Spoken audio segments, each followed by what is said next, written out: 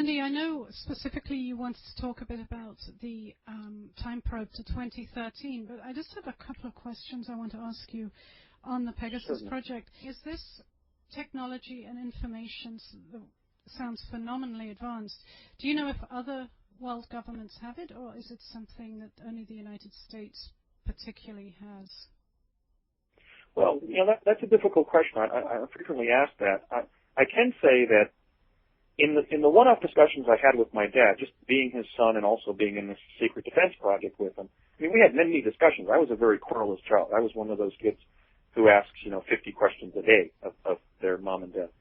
And I had many discussions with my dad about where the technology was. I do know that clearly we were ahead of the former Soviet Union, but that we were really racing to beat them to these technologies. In fact, the technologies themselves were being used. For example, the teleport was being used to teleport the plans to our most sensitive weapon systems, not just to New Mexico, where they could be stored underground, but to New Mexico several years in the future. Because during one teleporting that my dad and I took from Curtis Wright in mid-November of 1971, which is right after the event that I'm going to describe for you today on today's show, he was given military plans at Curtis Wright. There was a military officer there who handed him a mailing tube. And when I said, "Dad, what's in the tube?" he said, plans to some of our most sensitive weapon systems. And I said, "What do you mean by weapon systems?" He said, "Schematics to our intercontinental ballistic missile systems." And so he was actually teleporting that into the future, because when we arrived in New Mexico, in Santa Fe there, and then we dropped off the plans at the Los Alamos National Labs and then drove down to Albuquerque to have lunch at the restaurant of an old friend of his there, he had promised that he would be returning to New Mexico in a timely way, and he had me come over to her table and tell them what year it was. And I said, "It's 1971, right?" But it wasn't. It was actually June of 1973. So I believe that people in the United States and also the people of the world need to know the true history of the 20th century, which is that one of the reasons that the United States won the Cold War vis-a-vis the Soviet Union is because it mastered these methodologies, these technologies that allowed for time travel before the Soviet Union did, and we were using it to hide our secrets non-locally.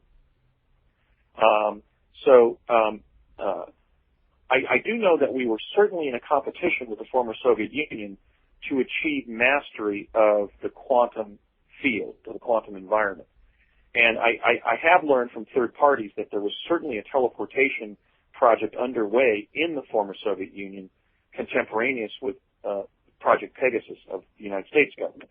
I don't know at this point whether other major world powers have achieved either teleportation or chronovision, but 41 years have now passed since the United States achieved teleportation. So presumably some of the other major world powers either have achieved some of these advanced quantum access capabilities or will soon achieve them. Now, Andy, we're talking about almost 40 years ago that the technology was that advanced.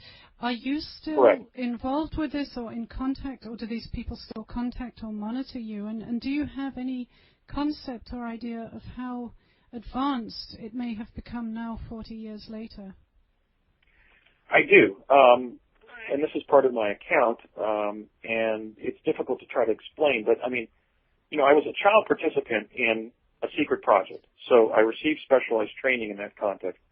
I was also receiving briefings of aspects of my own destiny because they had determined as early as around the time I began teleporting back and forth between New Jersey and New Mexico that I was destined to play an historically significant role regarding the discovery of life on Mars and the societal acceptance or understanding of that fact.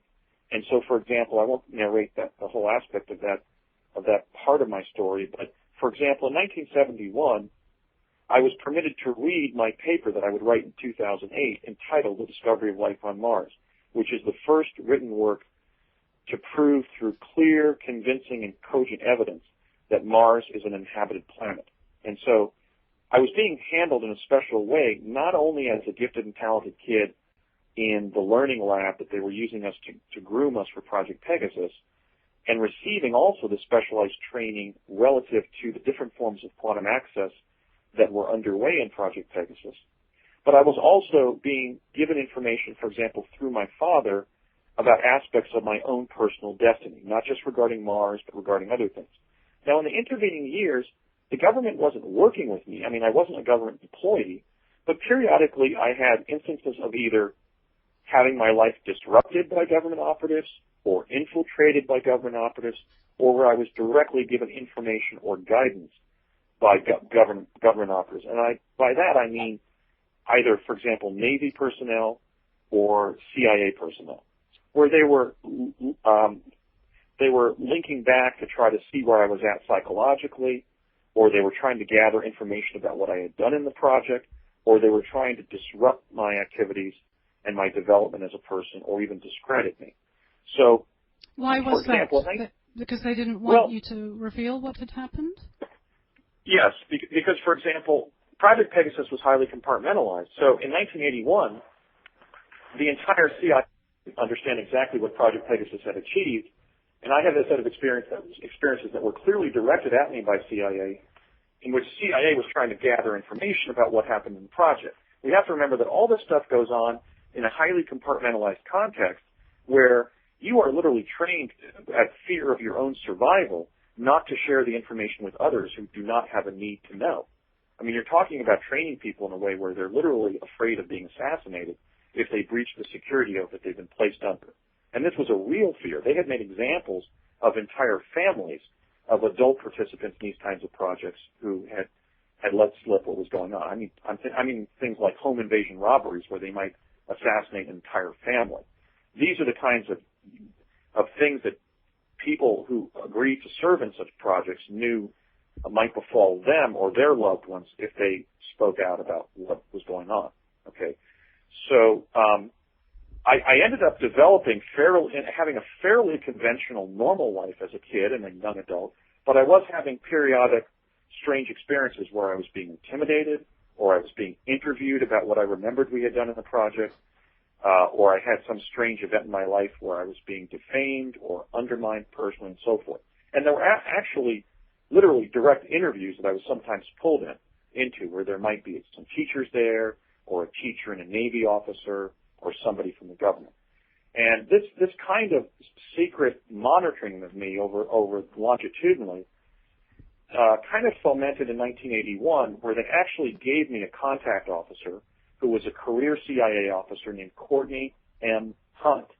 He was an Orange County, California-born cousin of the Hunt dynasty of Texas, the Texas oilmen, for whom the patriarch was Haraldson Lafayette Hunt. And so hence Courtney descended really from one of the founder families of the United States.